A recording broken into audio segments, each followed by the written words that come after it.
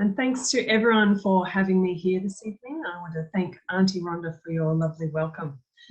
I'd like to offer my respects to the traditional custodians of the lands, waterways and skies we meet on and benefit from every day, and acknowledge elders past and present. Australia should hold as sacred and revered that Aboriginal Australians are the oldest continuous culture on the earth. This land was never ceded, always was and always will be Aboriginal land. And I'm joining you today from Wurundjeri country. I'd also like to acknowledge the many women and survivor advocates who have come before us, shared their stories, spoke up when nobody listened, challenged systems to acknowledge their suffering. We are here today building on their legacy, and we wouldn't have the space or have come so far without their hard work and sacrifices. I'm so proud to be the Minister for Gender Equity in Prime Minister Bernie's cabinet.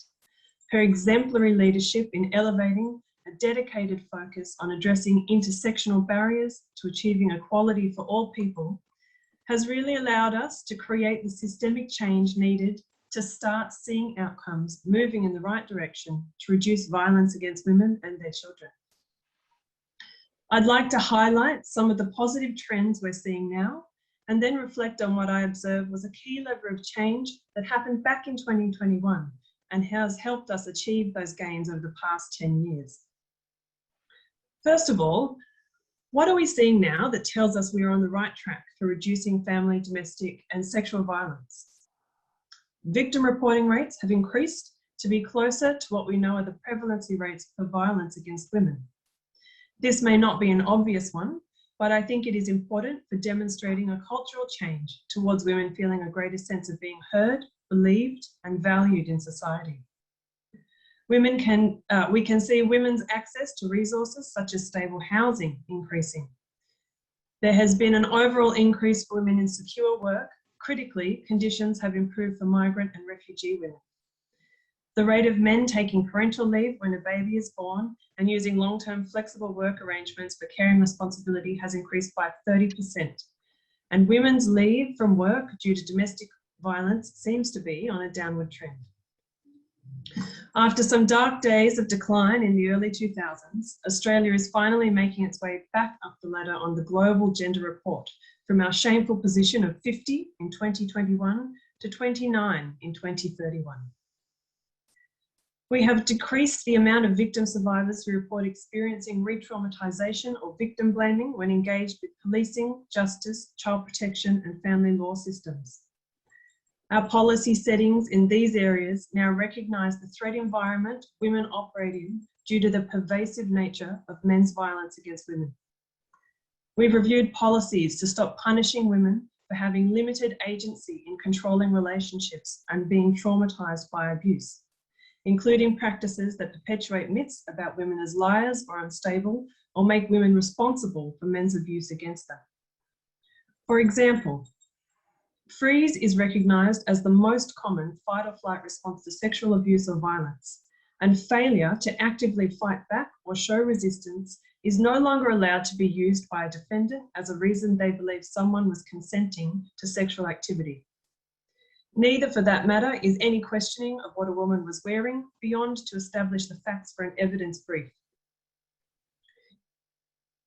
It is fully recognised now that a man or any person is responsible for their own sexual arousal and that being sexually aroused is not entitlement to use or violate another person's body for personal pleasure against their will. Children are no longer removed from their mothers who were previously seen as failing to protect children from a perpetrator's abuse. Now that systems are focusing on perpetrator accountability for their behaviour, the threat they pose to partners and children, and work is done with perpetrators and families directly to ensure both the protective parent and children are kept together and safe. And I want to acknowledge the Safe and Together Institute for their pioneering work in this area in Australia. Slowly but surely, we are working towards eradicating the idea that women who believe and report their child's disclosure of abuse do this to gain advantage in federal court or in separations, with judges and barristers who have demonstrated support for such narratives or use these arguments in court being removed from being able to practice in family law. We've also changed how we engage men who are coming into contact with police and justice systems in recognition that 80% of these men who are incarcerated have a history of complex trauma. We are now addressing men's recovery from trauma as a critical element of prevention of crime, rather than locking people up because they experience disadvantage and trauma. This is proving to be a critical pillar of stopping intergenerational perpetration of domestic and family violence. And critically, we have halved the rate of women being killed by a current or ex-male partner. Looking back at 2021, the fundamental shift that occurred was the second National Action Plan to reduce violence against women and their children funded the first national prevalence study on the perpetration of violence in intimate, domestic and family settings. The Perpetration Project ended up changing the way we as a nation view the problem of violence against women. For the first time, we brought an accountability focus to what we were working to reduce: behaviours of abuse and violence. From the data set of this study, we finally began to understand at a systemic level that while violence is a problem for victims, it is not a victim's problem. It is a perpetrator's problem. We realised that if we want to stop women being victimised and experiencing trauma, with all the negative impacts on health and women's ability to participate in the workforce, flow-on effects for health and justice systems and the economy, we actually have to target the people who are using abuse and violence. The Perpetration Project was a critical shift in national efforts from a reactive approach that relied on reports of abuse and violence before responding to a proactive mode focused on targeting prevention and early intervention against abusive behaviours. It did this in a few key ways. First, it filled a knowledge gap. Back in 2021, data perpetuated the narrative that domestic and family violence was a women's issue because they were the ones disproportionately victimised. You might remember the stats like 1 in 6 women experience partner violence and 1 in 2 women experience sexual harassment. Well, the Perpetration Project was the first to quantify how many men, women and non-binary people were using violence against their partners. But back in 2021, Australia simply did not have the data on. For the first time, we could quantify that 1 in 4 men use controlling and coercive behaviours towards their female partners, and even higher with 1 in 2 men whose female partner has English as a second language were using controlling and coercive behaviours against them. 1 in 5 men continued sexual activity with a woman when they knew she wasn't consenting. 1 in 10 women verbally attacked a male partner's sense of self based on his performance of masculine gender stereotypes. And 1 in 16 men had used the threat of suicide as a tactic in a cycle of abuse against an intimate partner, both male and female partners.